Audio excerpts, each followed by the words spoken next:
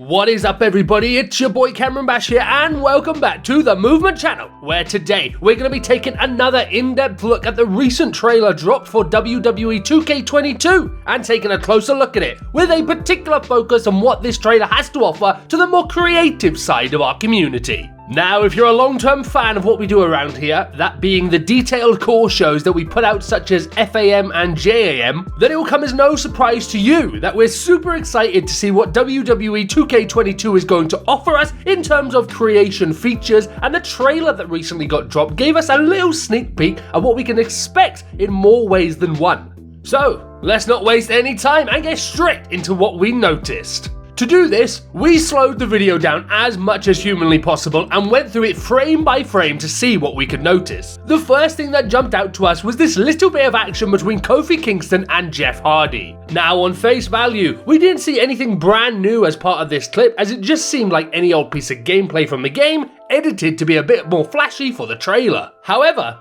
after taking a closer look, it actually seems like some of the more unique camera angles that we're seeing here are actually going to be in-game camera angles and are not just one shot for the trailer. You can tell that this is the case due to some of the camera angles containing the star rating in the top left-hand corner of the screen, and just so you guys know what we're talking about, if you have a look at this clip included in the Jeff Hardy vs Kofi Kingston section, you can see that this one doesn't have the star rating in the corner. Therefore, this angle is shot specifically for the trailer and not something you'd experience in the game. This is super cool for a number of reasons. Not only is it going to allow us for a more immersive gaming experience when playing matches in this game, but it's also a lot more of a cinematic approach as well. The reason shows like FAM use so much highlight reel is because the generic in-game camera angle is just so boring to look at for an extended period of time. But the camera angle for WWE 2K22 is already taking care of that for us to an extent, so it should be a lot easier to create matches that look cinematic without having to go through the hassle of using so much highlight reel all the time.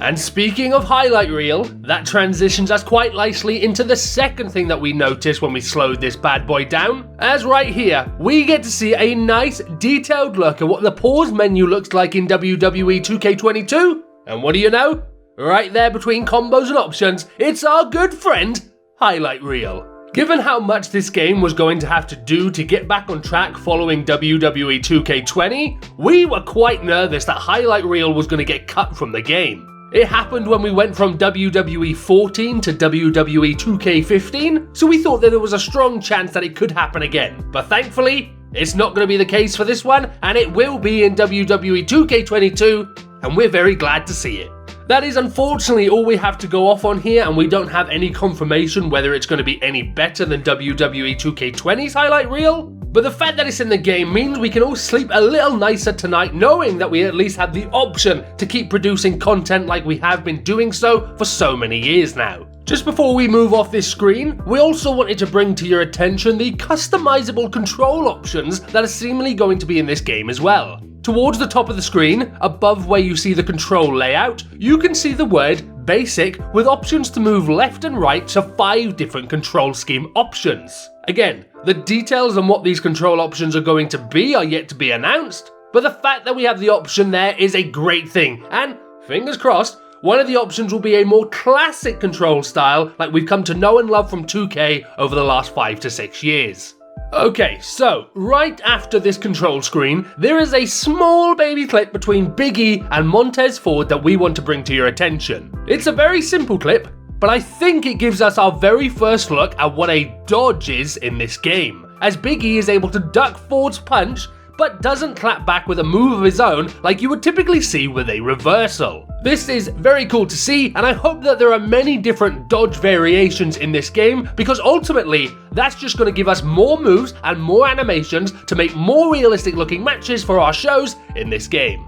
So this next thing that we want to share with you isn't necessarily a create feature or something that would really affect core shows in any type of way, but we think it's certainly worth pointing out. Shout out to Movement member Ben McKenzie for pointing this one out, and he noticed that when we get into the MyFaction part of the trailer, it starts with a barrel tipping over with lava pouring into a mold. A few weeks before this trailer was released, a leak happened where we got to see images for that virtual currency that is going to be in WWE 2K22. Do you see any similarities? That barrel that's pouring out the lava is the same big barrel of VC that was leaked a few weeks ago. So, based on that, I think it's safe to assume that the MyFaction mode is going to be a mode that we can earn some VC in, which will likely also play into some of our content creation, as we're sure some core parts are going to be for sale in this year's game. The next thing that we picked up on is what we believe to be two cores, a male one and a female one, both being attacked by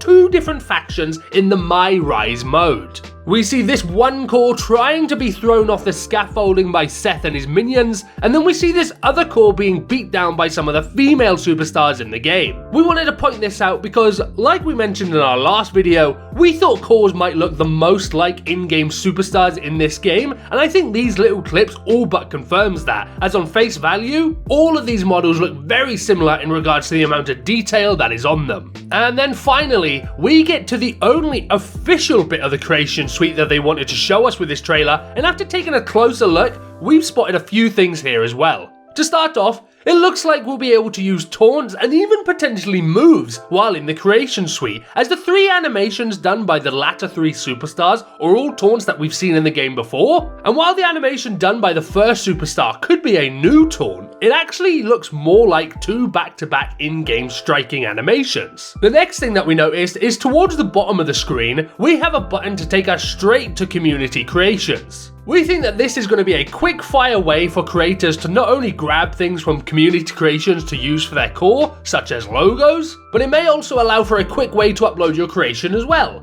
doing it straight from the core mode rather than backing out and then going into community creations. This ultimately seems like it will be a nice quality of life feature, so it's a welcome addition as far as we're concerned. Also, towards the bottom right of the high-flying heavyweight screen, we can see that comeback is now listed as a payback. Honestly, this is a move that we're not too thrilled about, as it ultimately means each character can now do less, as before, everyone was able to have a comeback on top of some sort of other payback. This is probably a good thing from a competitive standpoint, but from the perspective of a creator, we would have preferred to keep things the old way and have more moves overall on each character. And we know we said finally already, but the absolute final thing that we wanted to point out in this video, and it's something that we requested and predicted would be in the game a few weeks ago, and that's not only the confirmation that Create an Arena would be returning to the game, but also confirmation that some brand new parts will be added to this creation suite, because as you can see here,